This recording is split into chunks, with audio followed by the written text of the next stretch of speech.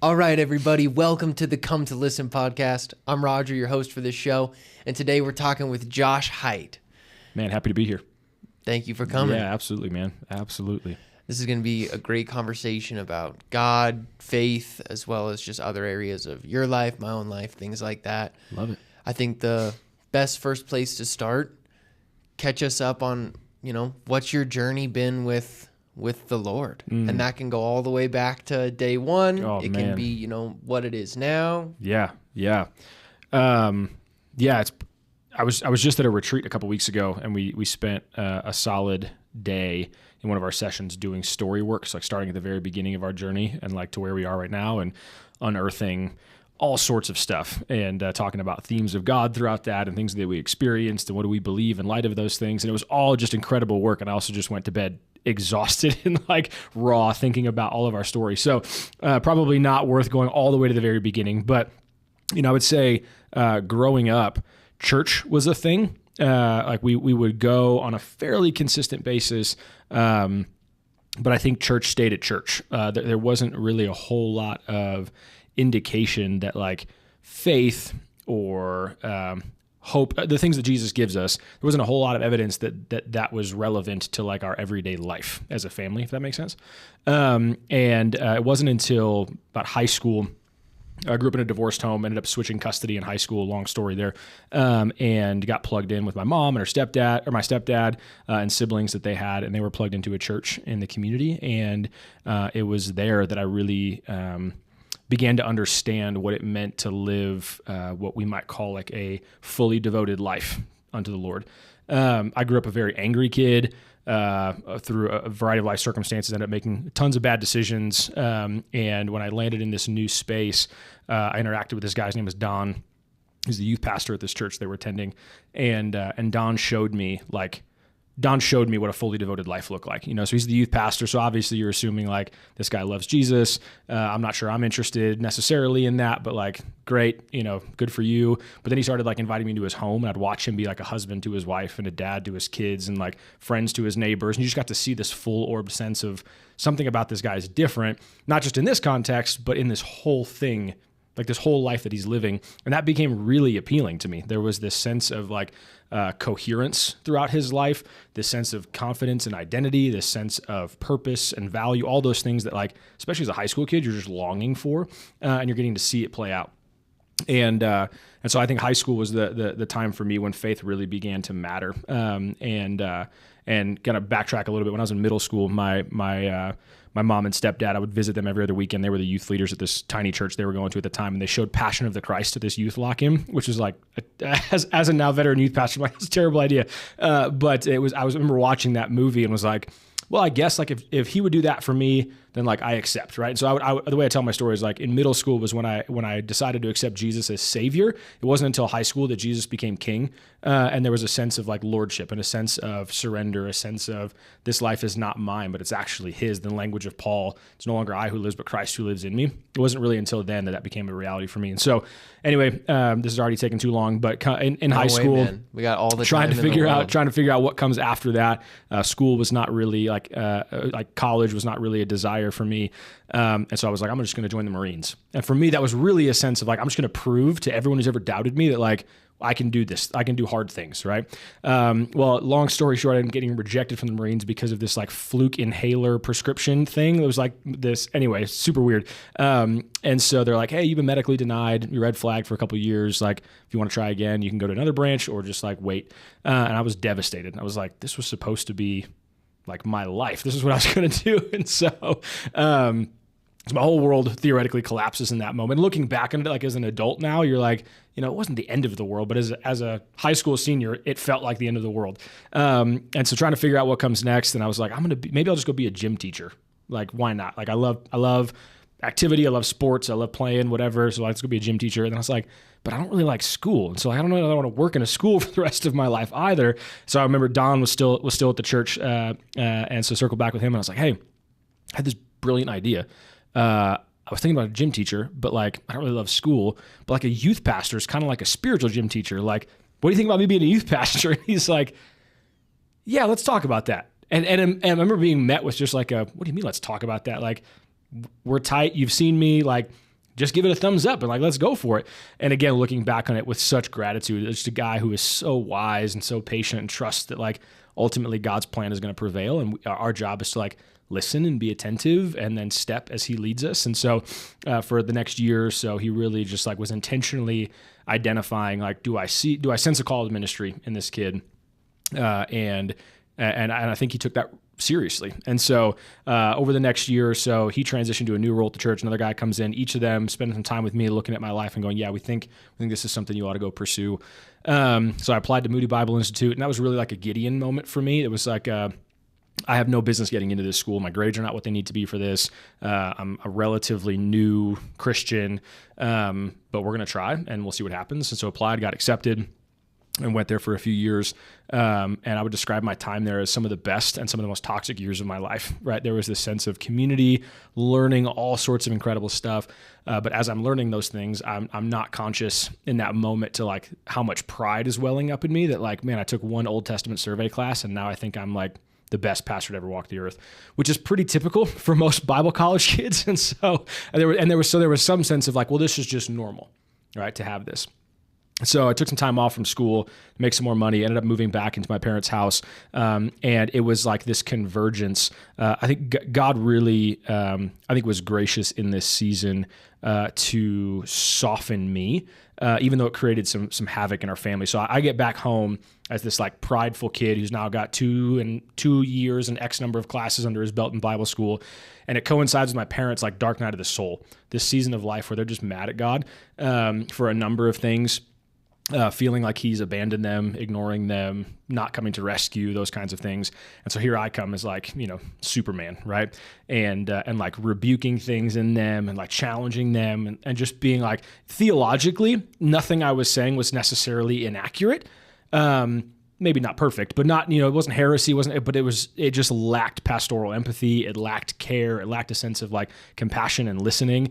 And I think that was just this light bulb moment for me of like, wow, I am still really jacked up. And like, even though, yes, I love the Lord, he's doing great stuff in me.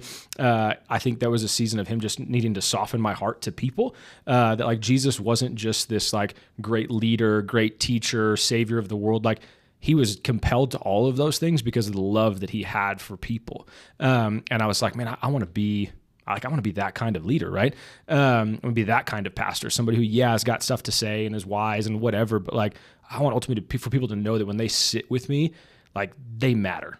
And that's an expression, hopefully, of God's love and care for them as well. So anyway, fast forward a little bit, ended up coming on staff at the church that Don used to work at, worked there for over a decade as a student director. We were a 5-campus multi-site church in the Chicago suburbs, really great church for the most part. Really, really thankful as I look back on my time there for what I learned, what I gleaned, the friendships, and the opportunities to engage in what God was doing there. And then just about a year ago, I guess in July of what year are we in? In July of 2023, we rolled off staff there with a sense that God was ushering us into a new season. And then in December of last year, we moved to Colorado Springs to help a friend of mine plant a church out here. And so here we are. And the last year itself, probably its own podcast. But yeah, man, I feel like my journey has just been one of continuing to try to learn what it looks like. A couple of years ago, my wife and I were really wrestling with the question of, are we living the kind of life that we feel like God has invited us to live? Are we being the kind of family that we feel like God has called us to be? And we kind of settled on these 2 words that have sort of rattled around in our heads and hearts since then, that we want to be a people as a family. So it's my wife and I, and then we have 3 boys, 7, 5, and 2 years old. We want to be a family that is increasingly dependent on God and also increasingly delighting in him. And so I think sometimes we separate those 2 things, and it's like I either pursue delight in God or dependence on him. We want to be a family that's really in pursuit of both of those things. And I wish I could say we do that perfectly all the time, but we don't. And so I think that's really been the focus of our life the last couple of years is what does it look like to say yes to the things of God, even when they invite us to a sense of like letting go of a bunch of stuff that we found confidence in and hope in and security in, so that our dependence might be most fully found in him, and then we might find the delight that he has for us. And I think that is what he has for all of his people. I don't think he has like burden. I don't think he has frustration. I don't think he has demise in mind for his children. I think he really does have delight in mind for them. And I think Scripture makes that pretty clear when it talks about God as he's a good father who gives good gifts to his children. Like, that's the kind of God we serve. And I think part of the most recent season of my life is just learning to believe that, not just in my head, but with my heart and my experiences. So anyway, that's a winding road to where we are today. I love that. There's plenty to dive into. Yeah, for sure, man. Yeah. Yeah. First, I just want to make a point, what you said at the beginning about how stories are so much more than just a A to B historical account of something. Like, a story is how we create meaning and understand purpose and perspective in our life. Absolutely. And how Scripture does that same thing, and it kind of mirrors how then we can take that perspective in our life. Yeah. But what I wanted to ask more on is Don, because that sounds like such a formative mentor relationship. And there's a lot that happens in those relationships that's kind of hard to articulate. Like, it's just like being in their presence. Yeah. So what was that like? How can you explain like how that was formative for you? Yeah, I think you just nailed it. There's this sense of like formation by osmosis. Like, you just like you're in their midst, and there's this sense of like, you know, they rub off on you, right? And there's actually if you're familiar with John Mark Comer, he's a popular author in Christian spaces these days. And he's bringing a lot of life to the spiritual formation movement. That was guys like Richard Foster, Dallas Willard, that kind of ilk, and he's kind of bringing it to the forefront again. Really, really great guy. I think I don't know him personally, but in terms of his work, great stuff.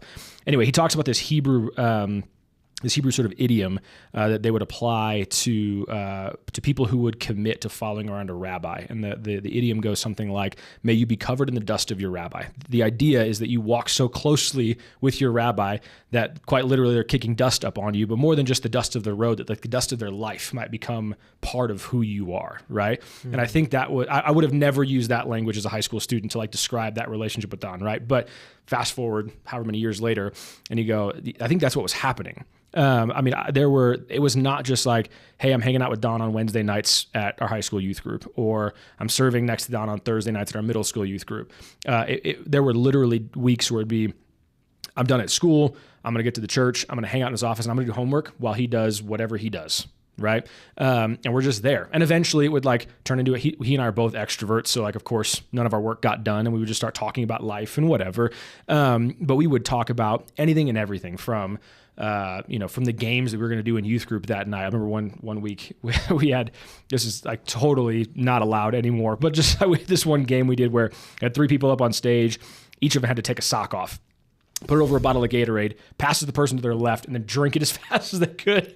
And so like really dumb stuff like that, to like he walked me through this thing called Professor Agassiz and the Fish. It's this kind of story that this professor keeps having the student go back and they're dissecting a fish. And so that hey, here's the fish, stare at it for 10 minutes and write what you can in terms of observation. Now I want you to go back. I want you to cut the fish open, and I want you to describe all that you see within this fish. Now go back and do it again, and go back and do it again, go back and do it. And so he used he's going to walk me through this parable, and then ended up like almost immediately was like, all right, grab your Bible. Here's a passage, and here's a chapter and verse. I want you to go read it. I want you to write down everything you can that you see in that verse. And I brought it back to him. Hey, here's what I saw. All right, go do it again. Okay, let's write it all down. Go do it again.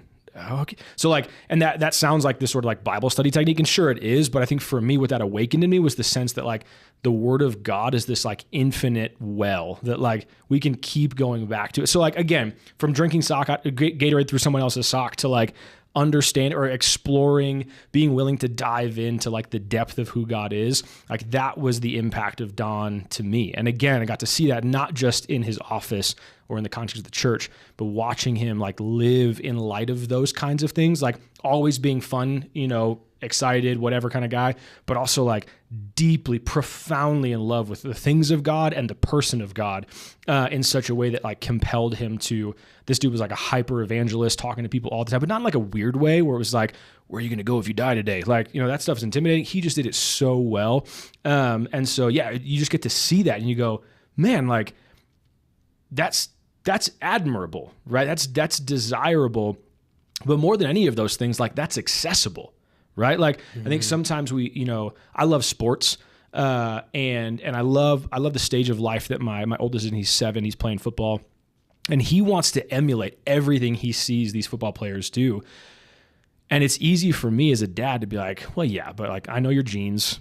And so chances are like but he's like dead set on like, Dad, how do I get drafted by the San Francisco 49ers? Like that's our team and our family.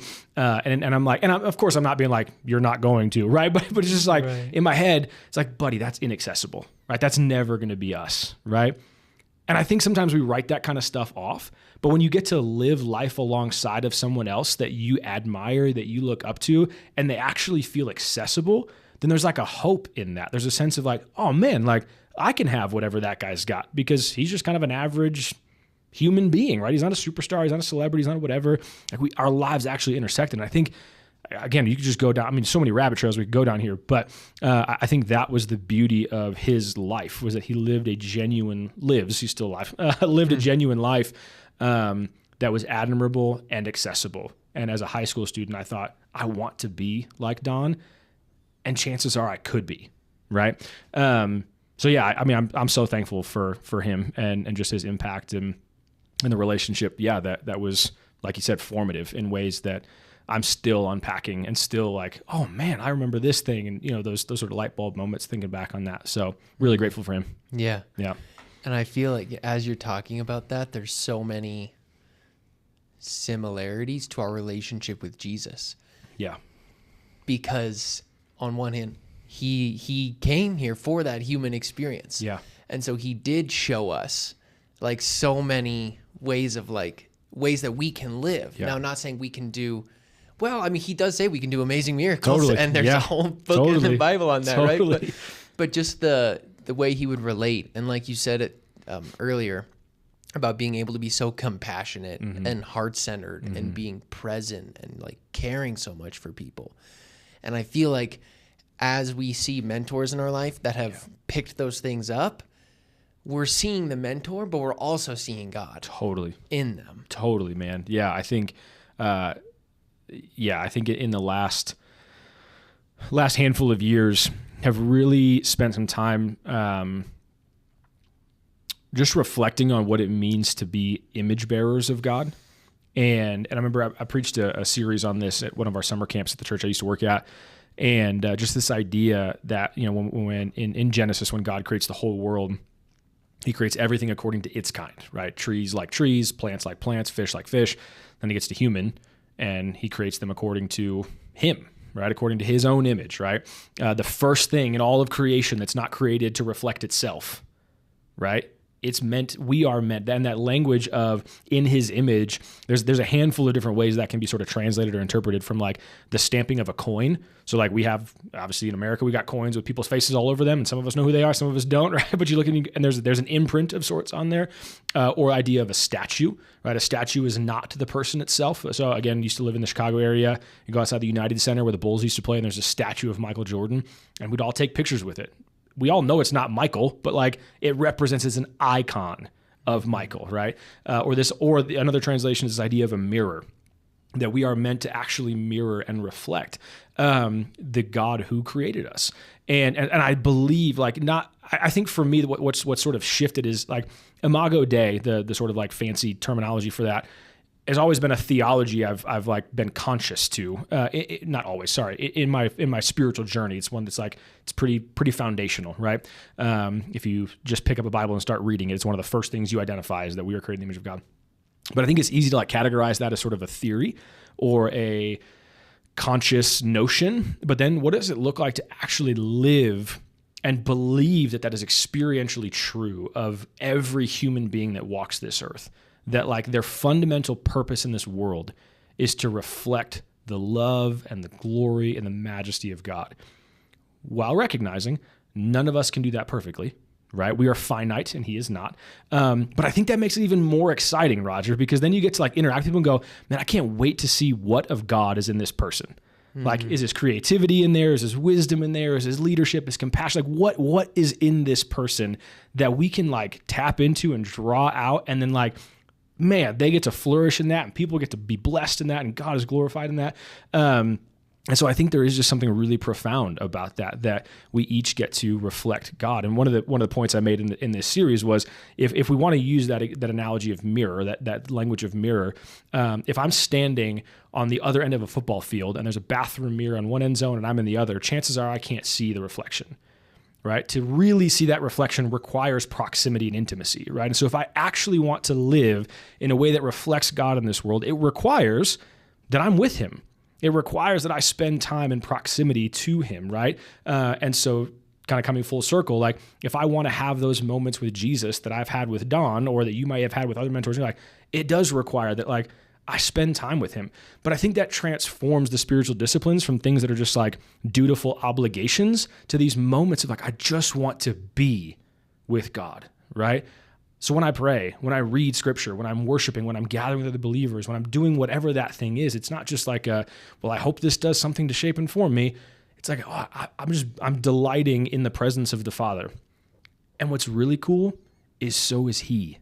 Like he's delighting in being with me, right? And so there's a sense of like, man, like that's dope, right? And so, so I think there is just something really remarkable about like proximity, yes, to people, but at the surface, below the surface of that is like proximity to God and what he's doing and who he is, that is transformative in ways that I don't know that I always acknowledged or believed. It was always the sense of like, well, I've got to, like white knuckle my way to being a better person or a better Christian or a better whatever. And certainly we have a role to play in that. But I think so much of that is just like proximity and consistency to the Father. And he does a work in that. Anyway. I can see what you mean by the softening and the humility side of that too. Because there is, like a lot of the challenge that many people who don't believe in Jesus have with Christianity is that authoritarian conquering of the world. And I think that is a misrepresentation of God's love. And, totally. And so how would you have a conversation like that with someone who talks about, all the pain that religious confrontation has caused in the world? So I grew up in Boulder. Okay. And in Boulder, there's not a lot of Christian conversations going on. Sure. I think most of the conversations reflect that. They reflect the problems of traditional religion. Yeah. And then the focus is more on your own individual spiritual journey. Sure. And I think that, there's a lot of value in that. And totally. That's where I sort of found my relationship with my spirit. Yeah. And with something greater and the mystery of God. And then it wasn't until later on in my journey that I came to find Jesus and the saving grace of his presence. And so, how do you navigate a conversation with someone like that? Yeah. I think very carefully. And I don't say that flippantly, like as like a, let me give some cool answer that doesn't actually mean anything. Like I do mean that like there ought to be care in that space. I remember listening to, I was at a conference years and years ago that revolved around, we don't have to get too much into this, but revolved around gender and sexuality studies and faith and the intersection of those things. And there was this presenter there who is a kind of a pretty strong voice in Christian circles in relation to gender and sexuality studies. And he was guiding, I think most of us who were there were youth pastors. And so this was like at the beginning of sort of the rise of the LGBTQ plus movement. And as pastors, we're just going, I don't even know how to like engage this well, right? I think the bulk of the people in that room were saying it's not a wrestling of like what's true and what's not, but it's a wrestling of like how do you have those conversations? Like how do you engage that thoughtfully and kindly so that we don't just like continue the hurt, the pain, the damage or whatever that's been caused. And so he shared this really profound statement that I don't always say it, but it resonates in my mind and my heart in pretty much every conversation, where he said if he's a psychologist, so if somebody comes to see him who is transgender or gender dysphoric or whatever, he will usually say to them something like, "Hey, I feel like I'm coming into chapter 6 or 7 of your story. Can you do me the honor of sharing chapters 1 through 5? Like, tell me how you got here," right? And I think so often as I want to say as Christians, And that might be, that is true, but I think it's broader than that. I think there might be some sense of just like as Americans, or maybe it's just humans. I haven't spent enough time outside the country, and I have spent some, but not tons of time outside the country to see if this is true around the world. But I think we just respond often like what's in front of us. And so you said a thing, and so like the last sentence that comes out of your mouth is the thing I want to like latch onto and sort of fight you on, or not even fight you on, but just I want to engage in that. And I think a lot of that is, I'm about to sound like the old man here. I think a lot of that is like social media driven, because so much of our world is broken up into like, 160 characters or less. And now they took the limits off of that, so you can just write whatever you want. And so I think there's this propensity to, well, you said this, and so I'm just going to like press on that thing and I'm going to tear it apart. And Roger, I'm really good at that. Okay. Like, and I'm not saying that to be prideful. Like I'm conscious that like I can evaluate things people are saying, and I can usually poke holes in it. It gets me in trouble with my wife often, right? And so I know that I can just like jump on it and go, well, this is wrong, and that's a presupposition, and that's a false, and whatever. And like, and bro, if I give into that, how unkind is that? Like, you'd never want to talk to me again if like the last thing came out of your mouth, I just decided was going to go, hey, we're going to jump on that, and we're going to tell you all the ways that that's wrong, right? And so I think, to actually answer your question, for me, there's this sense of like, I want to hear like what is actually being said. And not in such a way as to, sometimes you can talk with people and they're like, well, I hear your question you're asking, but I think what you're actually asking, and they're like, peel below the surface. And I think that's fine and good in the context of like a relationship where you're known, but that can also be really alarming if you try to peel back people's layers before they're ready to peel them back themselves. And so I think stewardship of that relationship matters in that conversation. And so I think it just starts with listening. And even if I think there's something below the question you're asking or the statement you're making, like, it's not my job to grab a pry bar and rip that thing open, because that can be also really hurtful and damaging. And all of a sudden someone feels exposed and like, you don't even know me, but you're over here reading my mail. Like, what is going on, right? Yeah. And so I think it's important for us to just listen and go, what are you saying? And then, I mean, it's the stuff that we learn, right? Like active listening. So, hey, what I hear you saying is da-da-da-da. Is that accurate? Like, am I capturing that okay? Because I think so much stuff gets lost in translation or interpretation, and so much gets lumped in. So it's like, well, you said that you've been through hardship, right? And the last person that I had that conversation with said they've been through hardship and therefore they hate God.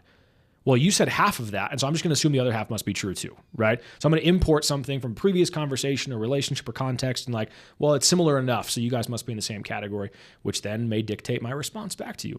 And so I think again, that's some of the stuff that rolls around in my head and heart in that. But then when you engage the conversation, I think you listen.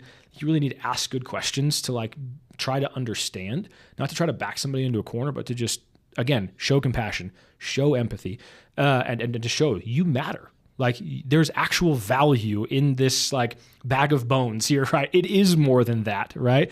And so how do I show that in the way that I engage and listen and care for you?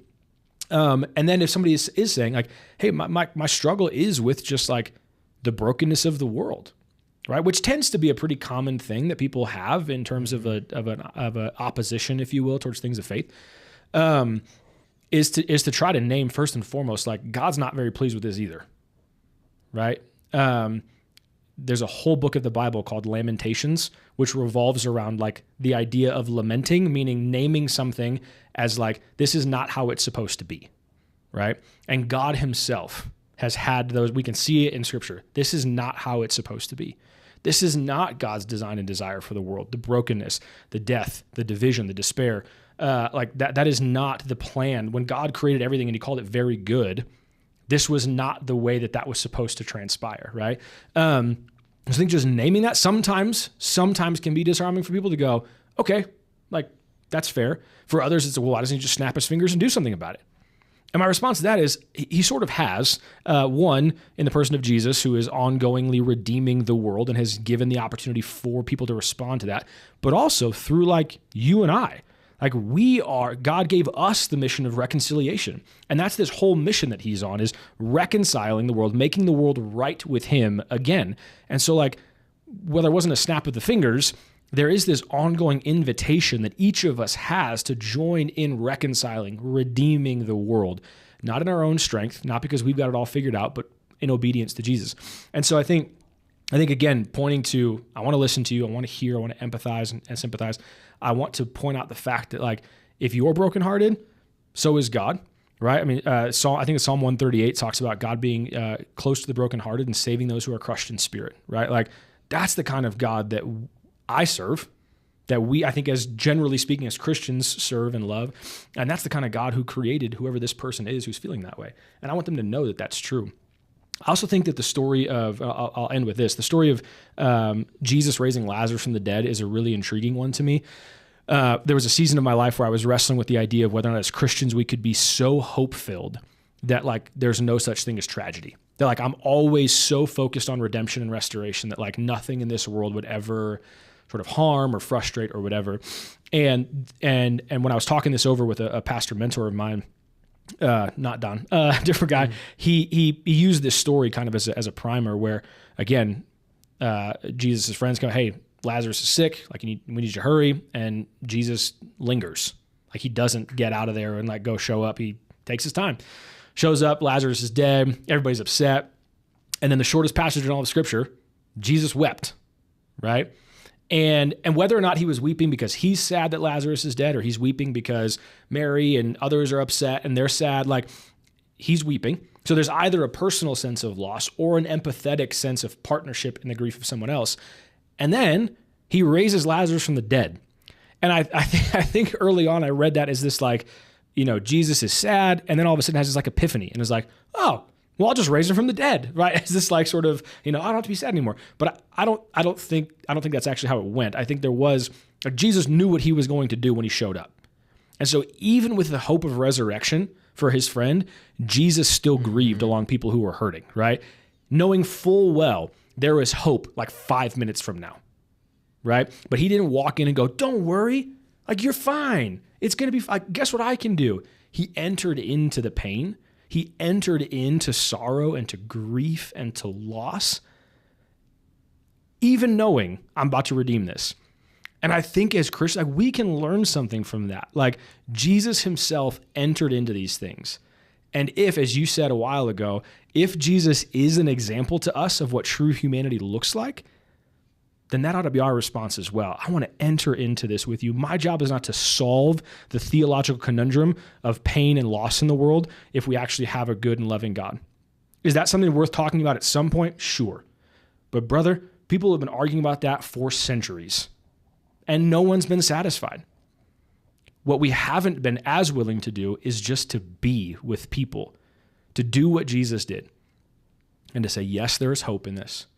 Yes, there is truth, that God is good, and he is powerful, and he is righteous, and he is kind, and he is generous. All of those are true. But I want to just be.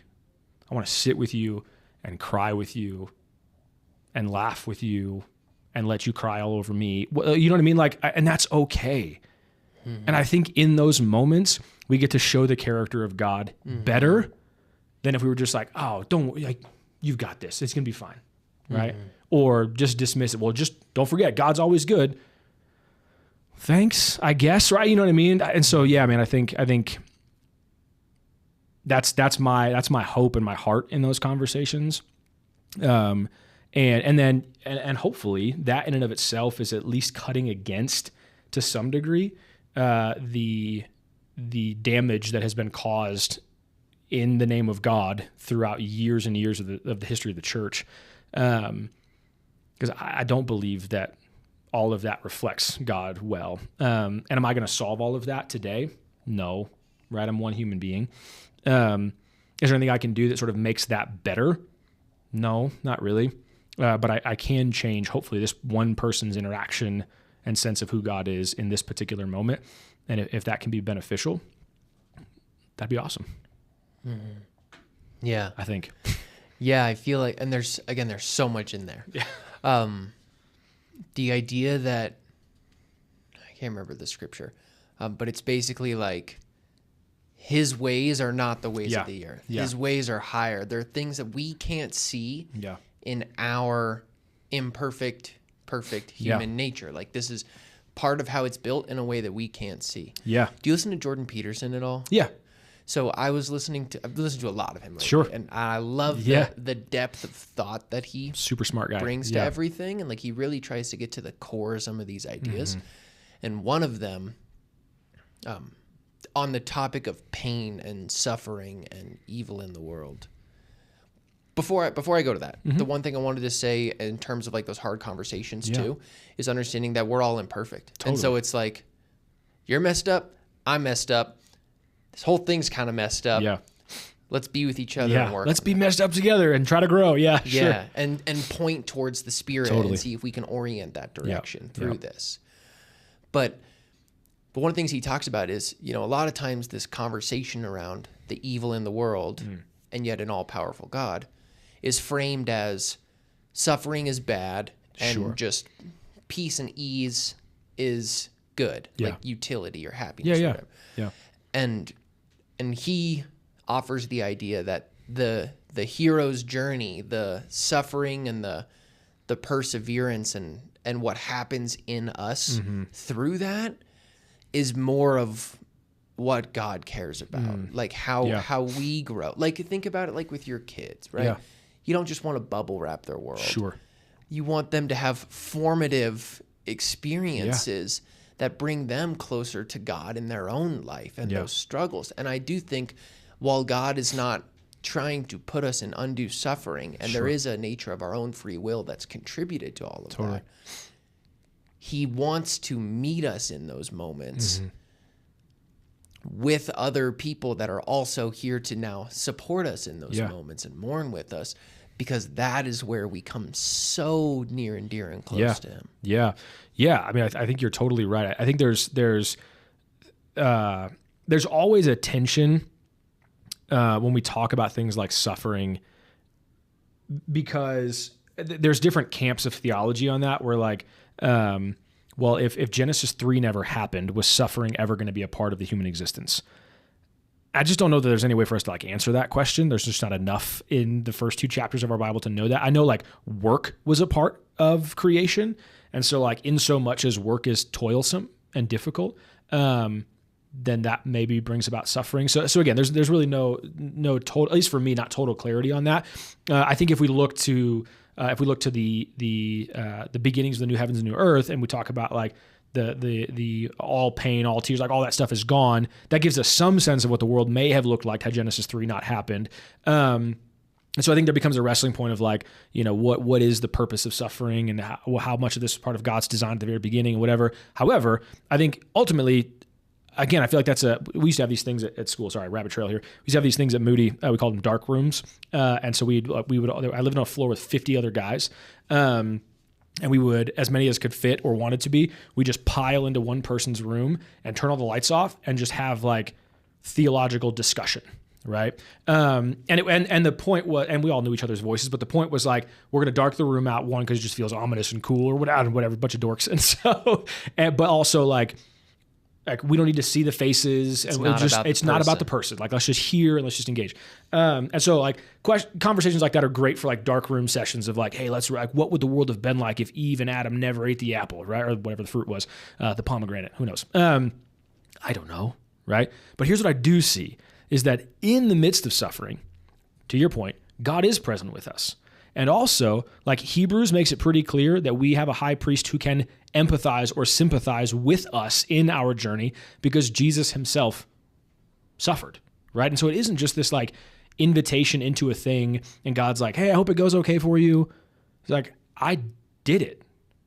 He left everything that he had in all of the glory of the heavens and said, I'm going to come down and take the form of a man, and I'm going to be ridiculed pretty much from start to finish.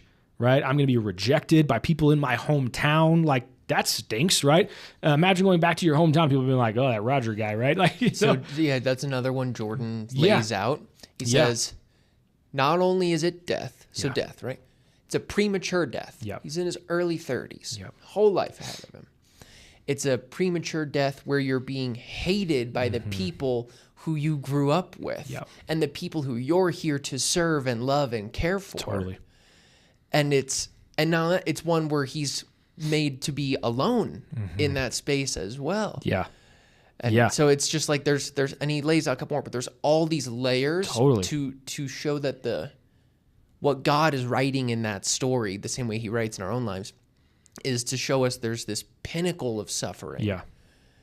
Where there's this this layer. Yeah. It's that through the fire moment of a willingness to bear the burden for those we love, and that like self-sacrificial nature balanced with that eternal hope and joy. And so it's not like a grind, like, grit your teeth and get through it. Yeah. But it's also not all, roses and daisies. There's like this middle space. Totally. And really, to kind of weave this back into conversations we've been having, if the goal of the Christian is to be more fully formed in the image of Jesus, which I personally believe is the goal here on earth, is a goal.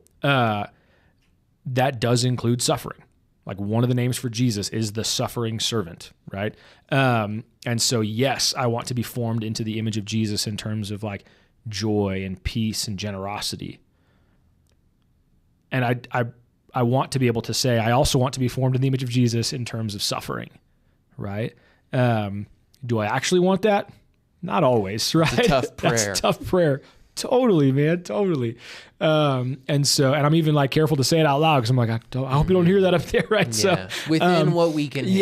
Yeah, exactly. Well, and really not even, I wouldn't even put that limit on it. Like, I mean, God,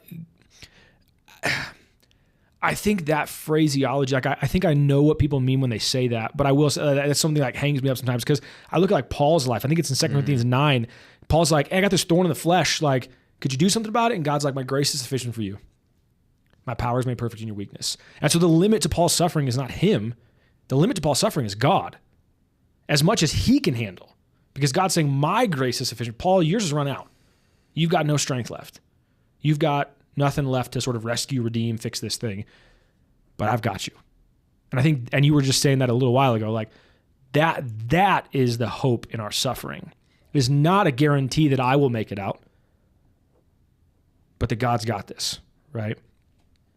Shadrach, Meshach, and Abednego in the fire, like those guys were about done, right? By all accounts, maybe they were hoping before getting thrown into the furnace, like, God's got us, like he'll figure this out, like, and maybe we won't have to go in there.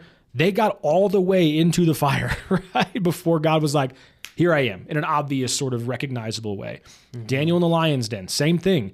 Like I think if I'm honest as a Christian, like I want to be stopped just before the den of lions, like for God to show up right there. But sometimes it isn't until I'm actually in the thing and God's like, don't forget, I'm here. Mm-hmm. Right? It's the storm on the seas and Jesus is taking a nap and the disciples are freaking out. Yeah, the fourth What's watch. going on? Yeah. It's like 3, 4 a.m. Exactly. And Jesus is like, what are you guys fretting about? Like, stop, right? Mm-hmm. Be calm, right? And so I think I just like, can I, as a Christian, build up the faith in who God is, the trust in his sovereignty and his care. My former boss of mine used to always talk about this idea that like God is always, he is all loving and he is all powerful and he's always working with both of those things combined in every situation, right? Do I see the power and the love of God in every space all the time? No.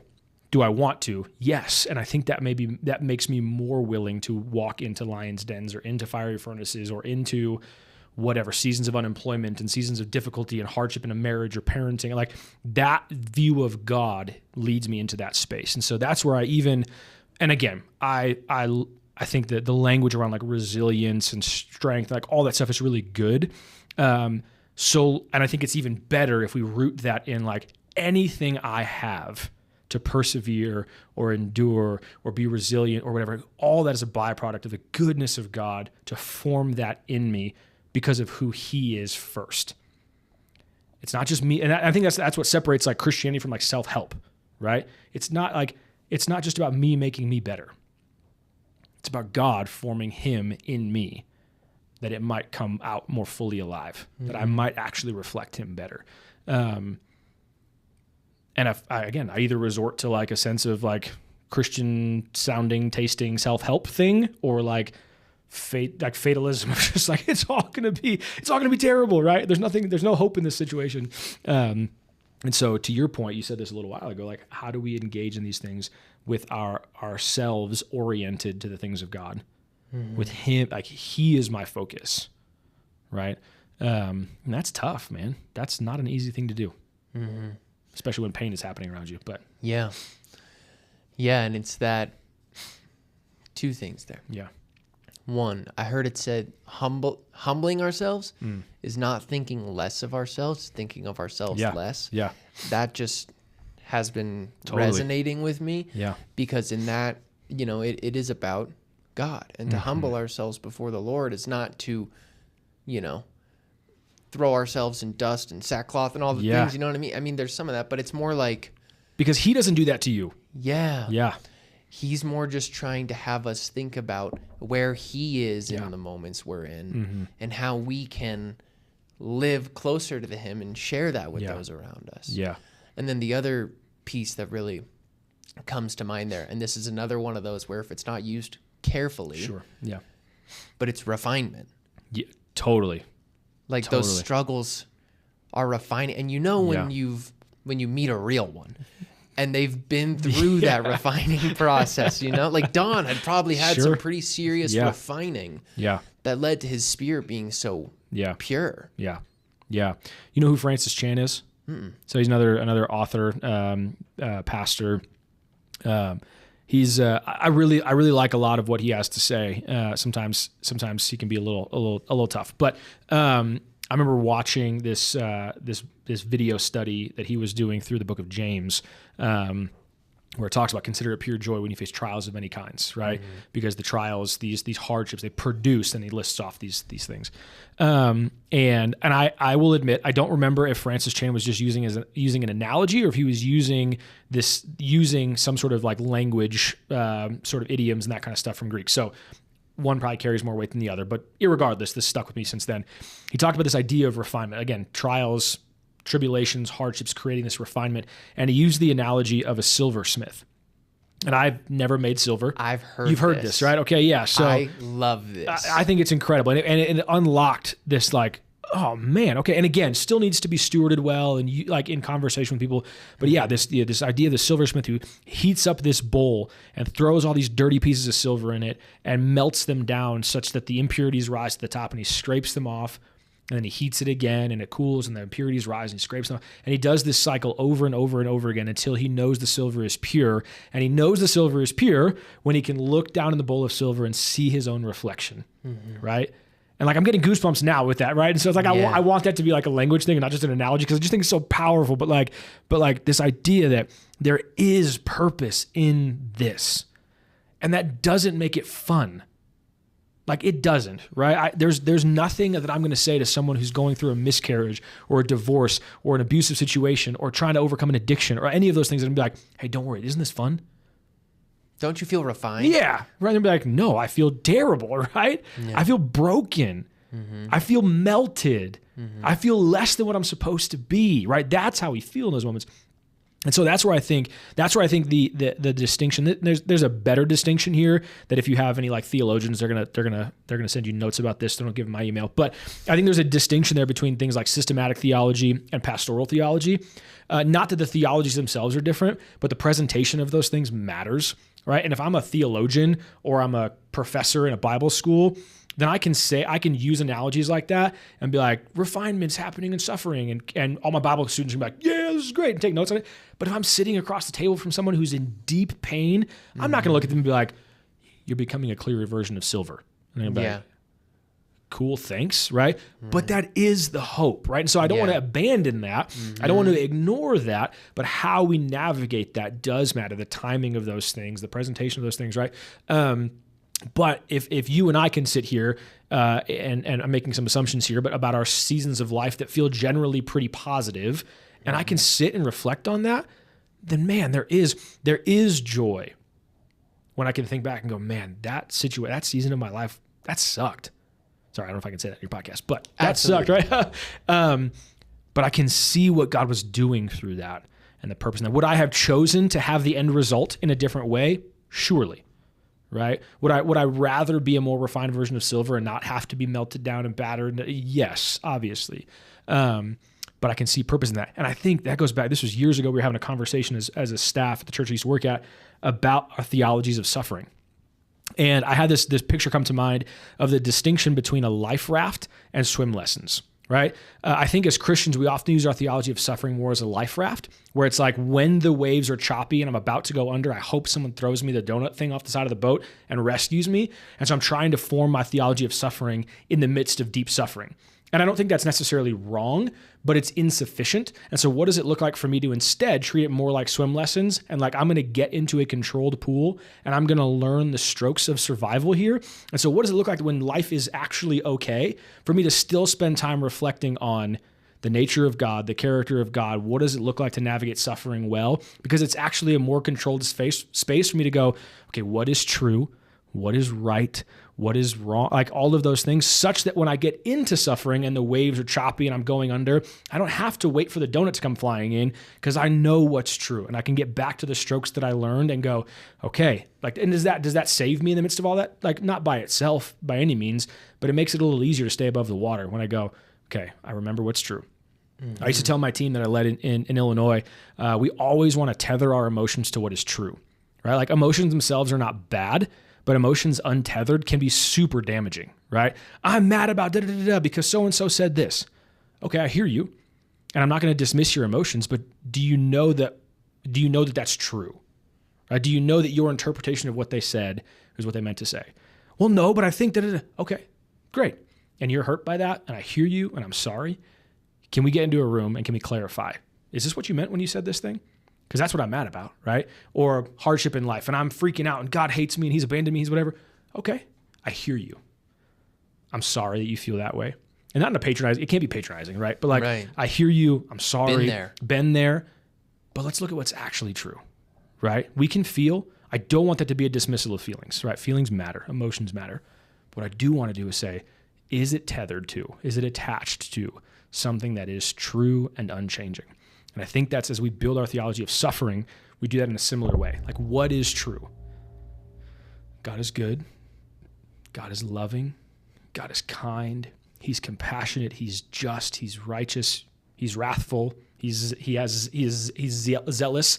I said that like 4 times. All those things are true. Okay, how do I hold tight to those things? And then even when life is turned inside out and upside down, okay, what is true? How do I hold to that, right? I think if we can spend that time sort of building up that muscle memory, if you will, as Christ followers, there's a little bit more stability. We used that word before we hopped on air, right? Stability or peace, that sense of calm when I go through those moments. But again, all of that is, who is God?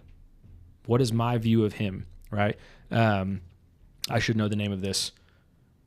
I want to say it was A.W. Tozer, but it might not have been. But what comes to mind when we think about God is the most important thing about us, right? And I think that that matters, right? Mm-hmm. And I think it was C.S. Lewis who turned that the other way around and said, what comes to mind, something like what comes to mind when we think about what God thinks of us is most important, right? And so I think both of those in parallel are like profound statements to hold on to, and I probably just misattributed them, so you can take credit for them if you want. But I'll take it. It was all me. Yeah. Right. Anyways, yeah. Yeah. Big stuff on your podcast, Roger. Yeah, no, that's why I love having these conversations. It's because this is super real stuff. So like in my journey, how long have we been on? Yeah, we're at 9:46. Okay, cool. We're good, man. Sweet. We're good. I got 4 hours. No, I'm just kidding. Yeah, right. We're going all day. I had some pretty significant suffering recently in the last 3-4 years when my mom passed from cancer. Oh, Roger, I'm so sorry, man. It was hard. Like it was the most challenging. She got diagnosed with stage 4 pancreatic cancer. Wow. And we had 2-3 months. Wow. And it was like we were all hands on deck. Like we were her nurse team, essentially, like monitoring medications, taking her to the hospital if things were going sideways. Like it was really hard. Yeah. And refining in that way. And I don't, it's exactly what you said. Like you don't just duct tape that over. It's not like the Flex Seal thing. It's not, if only it was that easy, huh? Right. Man. But I have like the growth in my spirit, like the genuine refinement in who I am, and the amount of loss that I've been able to sit with, like be their fourth man in the fire in a sense. Like my mother-in-law just recently lost her dog, And a pet is a real bond. Totally. Absolutely. And so to be able to sit with someone while they cry, not from like a higher seat, but like been there. It's it's weird to say, but like I wouldn't necessarily change it. Would I love to still have my mom here? 100%. Absolutely. Yeah. But like, am I genuinely grateful for how God has formed me through this life, including those moments? Yeah. I am. Yeah. Yeah. I think you captured that super well, Roger. The end result of the thing does not make the thing better, right? Like you being more refined as a human being, your ability to sit with compassion and like real compassion. And I want to circle back on that in just a second, but like that's great. But you would obviously choose to have your mom around 100 times out of 100, right?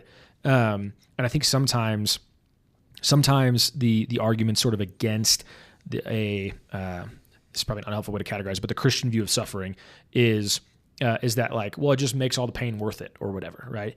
And I don't know if that's entirely true, right? Like by nature, most of us just don't like discomfort, right? That's like the whole, you and I were talking about this a couple weeks ago when you were presenting at the co-working space we're at, but like cold plunging, right? Some of the benefit of that is just like my ability to step into something that's uncomfortable and do it, right? And my brain is reminded, you can do hard stuff, right? What would I rather do? I'd rather sit on the couch and drink my coffee, right? That's what I'd rather be doing right now. Yeah. And so again, like the end result, this doesn't make this thing better, but to be able to go, there's purpose in this, right? And when I say purpose in this, I don't mean, well, God wanted Roger to be a more compassionate person, and so God took his mom from cancer, right? That's not what I mean when I say there's purpose in this thing. And I think that can be a damaging ordering of those things, right? And I think has been a response of the Big C Church for some time of like, well, there's purpose in this, and like, just you wait. And it's like, well, yeah, but God can do whatever he wants, so why not be more compassionate but keep my mom around, right? And so again, it's not a God's doing this thing so that you might do this thing, but it's what we see in Scripture, that what the enemy meant for evil, God has used to produce good. Right? It's not a God did this so that Roger could do this. It's that like death and sickness and pain is a part of the brokenness of our world, and we all ought to lament that. God does. But God is so good that he works in those painful moments and brings something about in it that actually is life for you and allows you to sit across the table from somebody now. And as you said, not just go like distant empathy, right? I was just talking about this weekend with somebody at church, right? We have these hurricanes that have ripped through the southern part of the United States. And I'm heartbroken for those people, but I've also never been through a hurricane. So I've never been through any sort of a natural disaster that's cost me everything, right? So I don't actually know what that feels like. And I'm not saying that my sympathy is then invalid. Like that's something else that happens in this world where it's like, well, if you've never been through it, you can't say anything. Like, I don't think that's baloney, right? But I think there is something weightier to be able to sit across the table from somebody and go, hey, you've had a miscarriage? I've been there. And I want to be with you in that.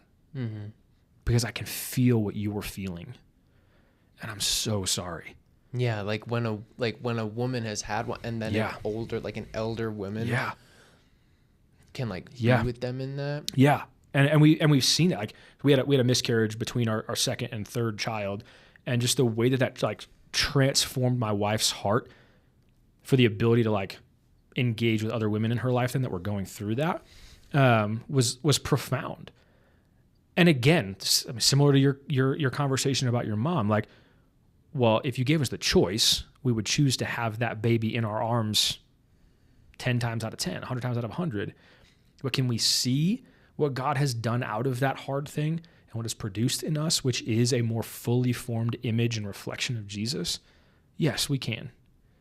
And that gives us some hope that God is redeeming. Like that's the God he is, like the God who is redeeming the entire world and has promised, I'm not going to leave you, right? Like I see the brokenness here. I see the pain, I see the suffering, and like, I'm not okay with that. And so I'm coming to do something about it. In a full and total sense, we're going to make all of this stuff right. And I think that's glorious. Do I wish that it would happen right now? Yes. I mean, let's finish this episode first, right? But no, like, do I wish that would? Absolutely. But I think this sense that like God doesn't care. I understand where people can decide that that's the stance they want to take. Like, again, I'm not one to say, people have been through really hellish situations, right? Mm-hmm. And that will shape our view of the world and our view of God. But I see a different story. God is not done, which means this thing that we experience, like, this isn't the end. And that gives me hope, right? I think you talked about narrative earlier. I think narrative is so important. I mean, again, as a Christian, I believe that God has written a story from the beginning of time to its eternity. And we all have stories. Like, we are storied beings. There's a reason why like books and movies are a big deal.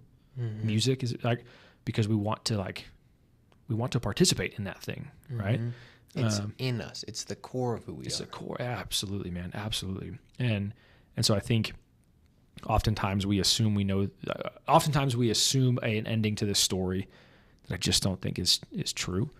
And like the book of Revelation is like a weird book.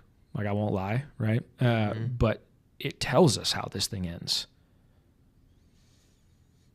And again, it doesn't mean anything to me if I don't actually, if I don't have faith and hope and all those things in the God who wrote the whole story, right? But like, it tells us how this is going to end. No more weeping, no more. Behold, I am making all things new. And that's the hope that we have. And sometimes that feels distant, right? That's real. That's humanity. That's life. But if we can just hold to that, I think there's beauty in a promise like that. For sure. For sure. Yeah, I think those are the hardest moments in life. And those are those core moments. Yeah. Like, they really are. And they're so like it is lamenting. Yeah. It's weeping. It's sorrow. But it's that innate sense of hope that is part of our nature, that is part of our spirit, that's there for a reason. Like, that wasn't an accident. Like, that is part of who we are in our spirit, and the fact that we even have words around that, like, there's something there totally. That's not just some idea. It's like palpable, and it's complicated. Yeah, right? And we can't fully understand it in the way that God sees it on this side of eternity, like in this flash of a pan over the 4 billion projected years of the year, or however. I like to say, like, God breathes eternity in a moment. Like, that's part of awesome. I think in Genesis 1. Beautiful. Like that. And so I think, like, while we're here for this little flash, we get to see these glimpses, and we get to see this. So like when pure light goes through a prism, it creates that rainbow. Yeah. And I think that's part of what our life is. Super is good. Like, there's the pure light of God that then comes through this. We live in the prism of sorts. And so we see all the colors of life. We see all these emotions. We see the rage and the sadness and the joy and the triumph and everything all around it. And that's part of this journey is to be in all of that with God and knowing that God is with us for more than just right now. So good, man. That's so good. I think as every good Christian should. I get my theology from Disney. I'm kidding. I'm joking. Just kidding. But I think about the movie Inside Out. Have you ever seen that? There's so the concept of the movie is this: you get to see inside the brain of this child, and these little characters that represent these emotions. Heard of this? So the main emotion, if you will, is joy, and so she's like the ringleader of these emotions. You got like joy and sadness, disgust, fear, and anger. Something I think are the 5 emotions. I could have misrepresented those. Anyway, it doesn't really matter. And joy sees it as her mission to like make sure that this little girl, that they're inside this brain, and they do it in a really cool way. It's not like you actually seeing someone's brain, right? That'd be weird. Anyway, but Joy's like, I just want this kid to only experience joy.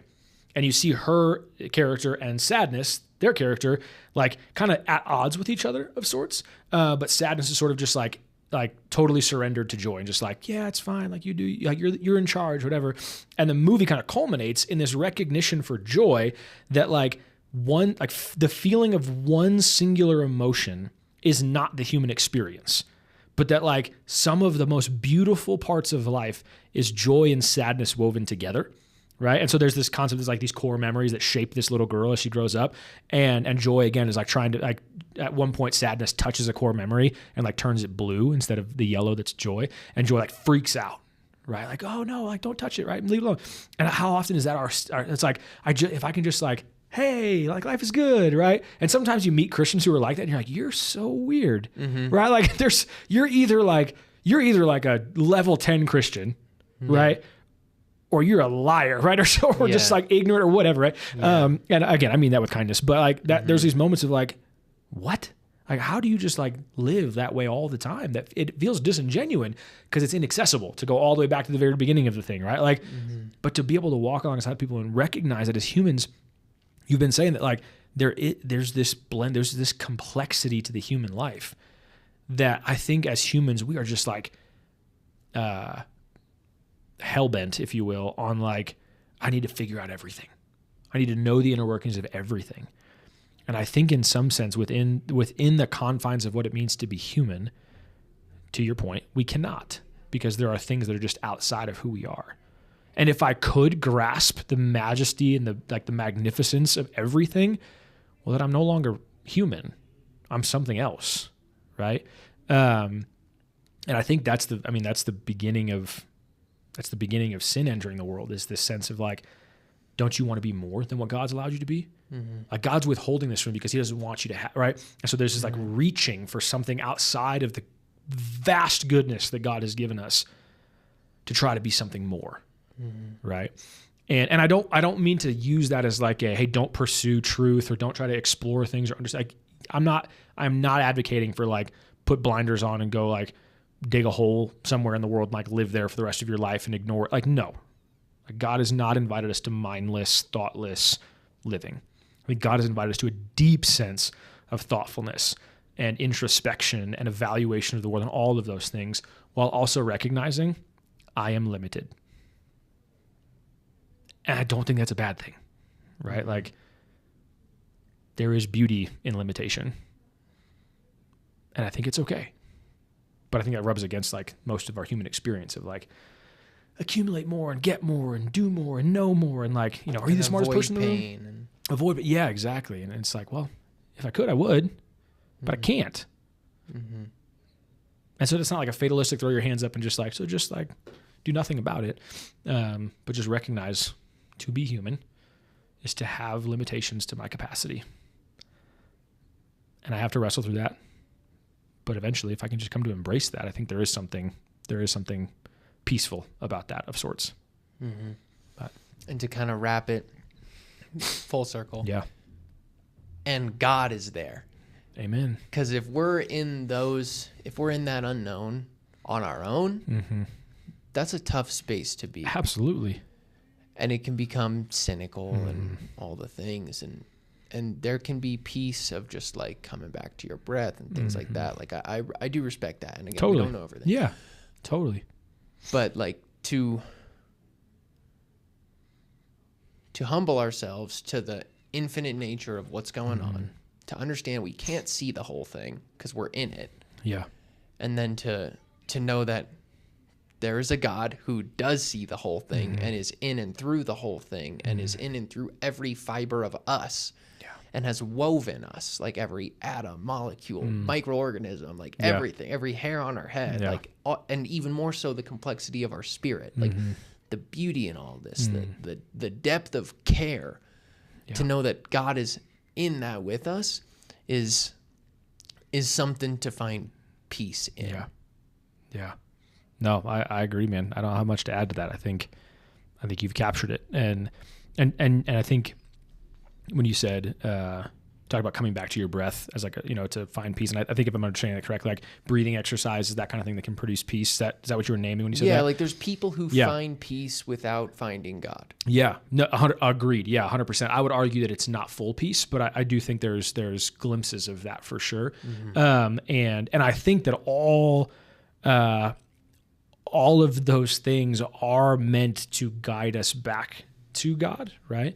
That these like, you could call them like micro versions of the provisions of God, right? Like micro peace or micro joy or micro whatever, right?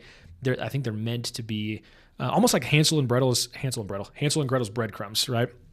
Like they're meant to guide us, to lead us to something, lead us to home, right? And so I think, like breathing techniques, do it. Yeah. I do them, right? Like cold plunges, do it, fine, right? Yeah. Like whatever those things are, but to remember that my hope is not in my ability to catch my breath.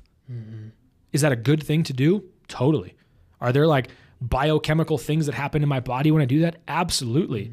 But that's not by accident. My hope's in the one who made the breath, made the air, made the lungs. 100%. Yeah, I do agree. 100%. You really come full circle to it when you can. Yeah. That's what glorifying God is. Yes. And I think that term gets messed up. Totally. But like that's the core of it. Yeah. And I think we try to make things clean by separating that stuff. And I remember talking to a youth volunteer I had years ago. We were doing I forget what the series was all about, but I introduced there's a guy named Henry Nouwen who's he's more of a contemplative voice in Christian spaces, and he was promoting meditation. And I had this, and so I gave a quote of his to a group of our students. Just to think about, and meditation was a piece of that. And I had this volunteer come up afterwards, and I totally get where she was coming from. So it's not like dogging on her at all. But she's like, meditate. Like, I don't know about the meditation thing. Like, what's up with that, right? And I think sometimes we're just quick to be like, well, that must be bad because I'm associating it with something, whatever, like ancient Near Eastern mysticism or whatever. And it's like, well, yeah, sure, but like also back in Deuteronomy, God says, meditate on my word day and night. So like, clearly that's not a non-Christian concept to meditate, right? But it's like, is my purpose in meditation, the emptying of myself so that I might better understand me? I don't think that's the end all be all, right? Or like the emptying of I think Christian meditation is like the emptying of myself that I might be filled with more of who God is, right? And so I think again, like, can I situate those practices that are really good in a way that lead me back to glorifying the Father, delighting in Him, depending on Him, those kinds of things, right? And if not, then I'm falling short of something. Not falling short in terms of like you're a terrible human being, but I'm falling short of the measure of peace or the measure of joy or the measure of whatever that I'm longing for in those moments will always be less if my source of those things is only in breath exercises, meditation, whatever, going to bed at 7:00, those kinds of things, right? But I think as Christians, sometimes we can just dog that stuff and be like, well, that's meaningless or that's worthless. Like, I don't think so. I think there's a blending of sorts that can happen here of going, man, can I do these things to the glory of God? And if I can't, well, then don't do them. But don't just like throw the baby out with the bathwater and be like, whatever, insert like self-help practice here and go, that's terrible. Well, no. Not if I can have my eyes and my heart, my mind fixed on God. So like when I cold plunge in the morning, I'm usually reciting prayers. Because from what I understand, you can correct me if I'm wrong, you're more of the expert here than I am for sure. But like as you're plunging, some like neural pathway stuff is happening. And so I'm like, I want to recite these things so that they can be baked into my brain, right? It's not just like, chilling out in a tub full of ice. Like it's like there is something formational about this, right? And I want it to be part of who I am. But then I also step out and go, I feel good. Like I feel awake, And again, whether or not it does anything metabolically or anything, I don't know. But I hope so. I'd love a 6-pack by the time I'm done with this. But but again, there's these little practices along the way. Do them, engage in them. I'm spending too much time monologuing on this stuff, but like do them. But like, again, where's my focus? Where's my heart? What's my desire in these spaces? Can it go beyond the practice itself? And ultimately guide me back to God. Yeah. Yeah. That's one I've wrestled with a lot for health practices. Yeah. Because you can exercise and nutrition and supplement and biohack your way to being your own focus of your life. Yeah. Or you can, like what I've really been leaning into now is like, I want to do this for a few different reasons. One, I want to show the people around me that like health matters. Like it actually changes the way you feel and the way you can show up for people. Yeah. And so like that role modeling aspect. It's good. And also like I want to be able to live fully in what God wants me to be able to do. Like, I love to ski, and I've been blessed to have learned that as a child. And so, like, for me, like, a huge part of my training is so that I can continue to have fun and, like, paint on the mountain, so to speak. Like, that was cool. I like that. Paint on the mountain. That's how it feels, because when there's like fresh snow and you're putting the lines in it. Super cool. I love that. I love that picture. No, I think that's awesome, man. There's I think in that is the invitation to just explore the depths of the things that we are passionate about, right? Like passionate about health and mobility and nutrition and those kinds of things. But as you just said, you're one of the first to admit and go, but that's not the end all be all of who I am. There's a purpose in these things, right? And can the purpose go beyond those practices, right? And that applies to things that are explicitly Christian, right? Like how often are we reading the Bible and the end goal of that is just to like memorize more Bible? Nothing wrong with that, I guess, but I think that's less than what God has for us. I think there's actually an invitation to like know him and be with him and delight in him and love him. And does that come through scripture? Yeah, but that's a means to an end. It's not the end itself, right? Church, I think church participation is absolutely vital to the life of a Christian, but that's not the end of it, right? It's not, I checked the box, so I must be okay with God today. It's like, no, I get to see all the other reflections of God. I get to be in a community of people that when we're singing that God is good and kind, and I don't believe that, I can live off someone else's faith for a moment and be encouraged. Like, these things are never the ends in and of themselves. And I think sometimes we just relegate, because it's easier to understand. It's easier to grasp, right?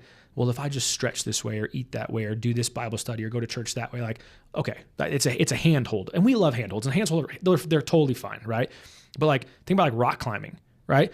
My goal is not to simply put my hands on the holds. My goal is to get to the top of the wall. I want to actually get above this thing, and the handholds themselves are simply a means to an end. I don't rock climb to touch the cracks in the rock here, the crevice over there. Like, that's not the point. The point is I want to get up there, and all of these things help me with that, right? But there's something beyond what I can see in this moment that I want to get to. And whether it's nutrition or wholeness or spirituality or whatever, like, man, there's something within those things that these become means to an end, not meaningless. I don't want to dismiss those things, right? Or minimize those things, but to situate them appropriately, I think is sometimes where we err. That like, these are the most important thing, or it's unessential, right? And I think that's like, again, this could be its own. So there's so many episodes within this conversation. I feel like I don't know how you do this, man. I'd be like, let's go here.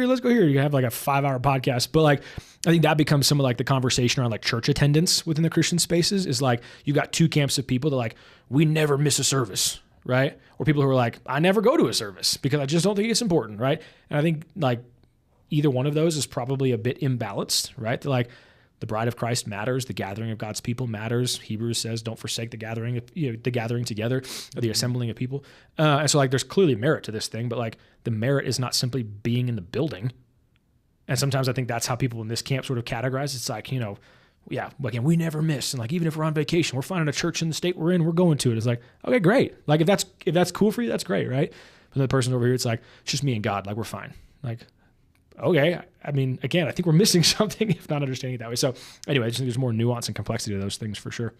Yeah, for sure. I agree. I like the rock climbing analogy because I do feel like there are so many holds, so many paths, and so many ways that we can move towards God and our relationship with him.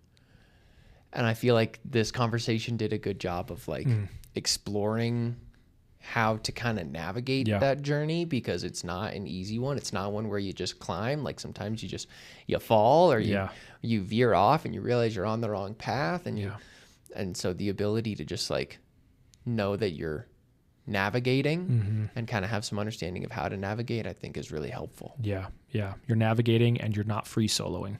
Yeah. Right. You are tethered. Yeah. Amen to that. Yeah. Well, okay. So is there anything that you feel like we haven't touched on that you wanted to impart for people? Man. I mean, no, nothing that's glaring or sitting heavy, in my head or heart. I think there's all sorts of like, you could double click on just about everything we talked about and like explore that even more vastly. I know part of your topics are about like outdoors and nature and stuff like that. And so we'll have to do that another time. But we definitely have more conversations to have. That's a fun one to get into for sure. And, but no, I think this was super fun, dude. I'm walking away really encouraged, edified by this conversation, and just grateful, man. Grateful for you and the way that you live and the joy that you express and the peace that you give. You are a light to this space and to this community, and be overly dramatic to the world, right? Like and I mean that again, not in like a hallmarky Hobby Lobby kind of way, but like, man, there's clearly something that God is doing in you that's bubbling up in who you are. And I think this podcast is an expression of that. And so I just find a ton of joy in like watching you do your thing, man. It's super fun. So thanks for the invitation into it. Thank you, Josh. I appreciate it. Totally, brother. Totally. And then for those listening, yeah, what's the name of the church? And for people who are in the Springs, how can they learn more about it? Yeah, so we're Restoration Anglican Church. So we are an Anglican church, which is new for me. It's new for a lot of folks. That's okay. But yeah, we're down in Stratton Meadows neighborhood, southwest kind of quad of the city.